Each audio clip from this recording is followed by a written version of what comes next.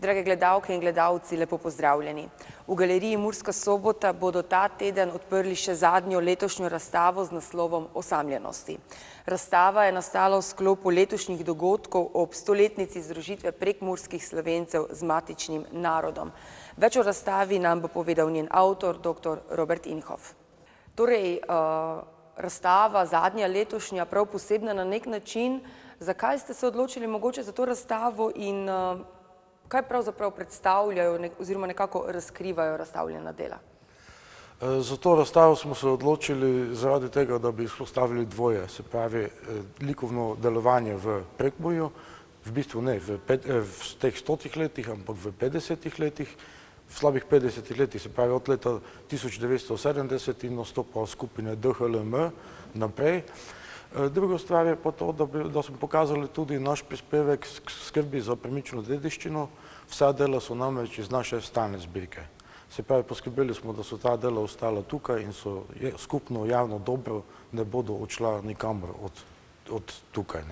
Seveda gre za izbor, sicer imamo v stalni zbirki 735 del tudi svetovnih umetnikov, širše slovenskih umetnikov, tudi ostalih naših pomurskih umetnikov, ampak smo se odločili posebej za to temo osamljenosti in izraze tesnobe, zaradi tega, ker so to dela, ob katerih obiskovalci dobijo občutke in govorijo o njih kot o morbidnih, tesnobnih, zamorjenih in podobno.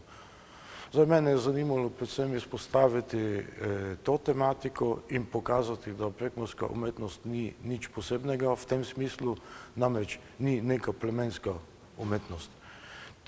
Tukaj gre za eno likovno umetnost, ki je po svoji kakovosti lahko konkurira kjerkoli, se prikazuje kjerkoli in je tudi razumljiva kjerkoli po svetu, seveda pod pogojem, da to okolje izhaja nekako iz istih kulturoloških predpostavk. Ne moremo predpostavljati, da bo razumljiva recimo v Indiji ali na Kitajskem ali kaj podobnega. Seveda pa v Zahodnoj Evropi, v Vzhodnoj Evropi, v Severni Ameriki. In zanimivo je tisto, mi vedno mislimo, da so ti umetniki, prekmurski lokalni umetniki, da to ni zanimivo za nikogar drugega, da so zaradi tega neka vrsta eksotika. Meni se ne zdi tako. Na vse zadnje to dokazujejo številne razstave, recimo mednarodne, ki jih je imel Zdenko Huzjan, sodelovanje oziroma povabilo Franca Mesariča na razstavo svetovnega hiperrealizma leta 2010 v Budimpešti, kjer je bil postavljen ob Cottingema, Esteza in podobne ameriške hiperrealiste. In recimo zastopanost Sandija Čeveka v Helsinkih, v največjem zasednem muzeju, kjer imajo tudi dela Picassa, Kandinskega, Morandija in podobno. Kakšne občutke bodo po vašem mnenju nekako pri obiskovalcih izvale te? Mislim, kot točno take občutke, katere so mi že prej, ampak mislim, da so pa zdaj še bolj izpostavljene. In tudi namen je bil tak, zdaj glede na to, da je razstava tematska, nisem razstave postavljal kronološko, se pravi ne od začetka pa do konca, niti nisem avtorjev dajal v blok, ampak se je razmetal med sabo po celotni galeriji, tako da se ta suspens še ojača in še podvoji na takšen način. Začne se pa vse skupaj seveda z tremi umetniki skupine DHLM, se pravi Ladislavom Dančom, Francom Mesaričem in Štefanom Haukom. Takrat se je začel modernizem v Prekmurju in to z veliko potezno, z velikim zamahom. Ponavadi je slovenska umetnost nekako čakala 20 ali vsaj 10 let na te velike svetovne trende in potem se odzvala na njih. Tukaj so pa nevede in sočasno se pojavilo tisto, kar se je pojavilo v Ameriki, se pravi hiperrealizem, ki se je v Ameriki pojavil konec 60-ih let, je v eni mali Murski Soboti se pojavil z Francem Mesaričem v začetku 70-ih let. Takrat ni bilo takih umetnostnih revij, ni bilo spleta, on tega ni mogel videti. Se pravi, povsem intuitivno, tisto, kar je bil stil velemesta, se je zdaj pojavilo v nekem malem, več ne mestu, več ne vasi in še ne mestu. Kateri so še mogoče avtorji poleg teh treh?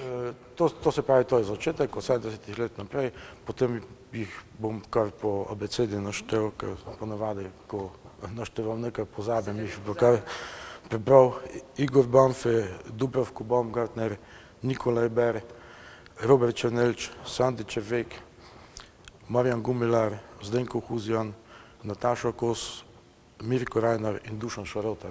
Vsi so, 11 jih je slikarjev, 2 sta pa fotografov. Vsak od njih se predstavlja z enim svojim izdelkom ali jih je mogoče več? Ne, tudi to je bil prostorski diktat.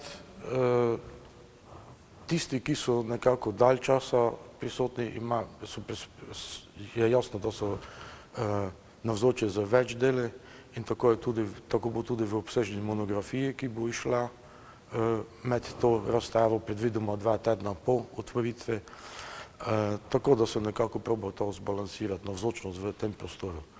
S tem, da pa moram tudi omeniti, kar pa ta razstava ni. Ta razstava ni pregled likovne umetnosti v Prekmurju. Nekaj takega tudi ne bi bilo mogoče, saj zaradi enostavnega razloga. Ne zato, da nekoga ne bi želel razstaviti, ampak pripraviti eno spodobno razstavo vseh teh umetnikov se mi zdi, ne samo naša galerija, tudi ne poznam nobene galerije v Prekmurju, ki bi bila dovolj velika, da bi se ta dela ustrezno predstavila. Namreč to, da se da na razstavo od vsakega umetnika eno umetniško delo, se mi zdi neka instant razstava, ki ne pove nič in nihče od nje nema nič, razen mogoče samo ene zmede. Prej ste nekako že omenili, ampak če nekako bolj podrobno oziroma poveva, kaj je pravzaprav tisto glavno sporočilo razstave? Tisto glavno sporočilo je ta trmoglavost naših umetnikov, se pravi, če ni nekaj takega, kot je prekmurska, recimo plemenska umetnost, to ne pomeni, da so se po teh univerzalnih vzorcih naši umetniki povsem razvodeneli v tistem, kar diktira svet oziroma sodobni trendi. V bistvu je ravno nasprotno. Ti trendi se pri nas nikoli niso sledili. Se pravi, vedno je bila ena trmoglavost, ena osredotočenost na obvladovanje likovnega metjeja in s tem pokazati nekaj, ne pa enostavno posnemati ali pa poskušati razumeti tisto, kar je trenutno v obtoku. To je lahko včasih paradoks, enak Zenonovem paradoksu hitronogega Ahila in počasne želve. Ahil da želve prednost, ampak je po Parmenidom nikoli ne more ujeti. Se pravi, ko bi oni to razumeli, kaj je trend in to ponotranjili, bi trend bil že povsem drugačen. Bi se že spremenil, se pravi, tu je ta izvirna govorica in osamljenost.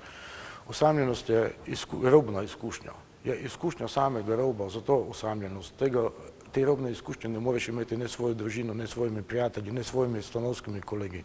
To je tvoja osebna izkušnja ustvarjalca. Druga zadeva je naš prekmurski horizont, ki ni tako izpostavljen na takšen način, kot je horizont na obali. Tam vidimo neprekinjeno črto morja. Tukaj je horizont vedno navzoč, ampak je vedno skrit za hišami, za koruzo, za gozdove. In ta horizont nas nekako vse skupaj določa. Tudi kustosi, ki živimo in delamo v Prekmurju, to sem po naključju opazil, postavljamo slike precej niže, kot recimo naši odlični kolegi na Koroškem, ki jih postavljajo više od nas. Zakaj? Zaradi tega, ker oni morajo dvigniti glavo, da vidijo nebo. Mi pa imamo nebo kot v cinemoskopu, vedno tukaj. In ta horizont je zelo podoben nezlomljeni črti na ekranu osciloskopa, se pravi tisti črti, ki naznanja dejansko ali klinično smrt, se pravi kot tak je prispodoba človeškega človeka, ki se ob času svoje smrtne ure, kot se pri nas reče, vtegne. In vsak od teh umetnikov na svoj način tematizira ta horizont. Eni ga neposredno razpirajo, dajo neka religiozna izkustva van, eni imajo ta horizont kot liminalno črto, skozi katerega prihajajo različne strašljiva bitja, kot recimo pri Zdenku Huzjanu. Sandi Čevek ta horizont povsem zapre in ga neutralizira s tem, da naredi za slike črno ogledalo oziroma lovilce svetlobe. Mogoče še za konec, prej sva dejala, da je nekako to letošnja zadnja razstava. Kdaj točno se odpira in kako dolgo bodo izdelki umetnine?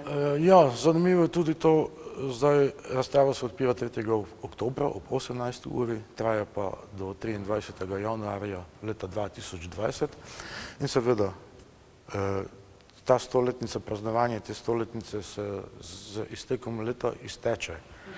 Mi pa bomo z to razstavo naslednje leto gostovali v Ajdovščini, potem naslednje leto v Kostanjevici na Krki in še 2 galeriji slovenski kažeta zanimanje za to razstavo, tako da tako rekoč pridemo tudi na dom. Prav, najlepša hvala vam za ta pogovor. Hvala za prijazno povabilo.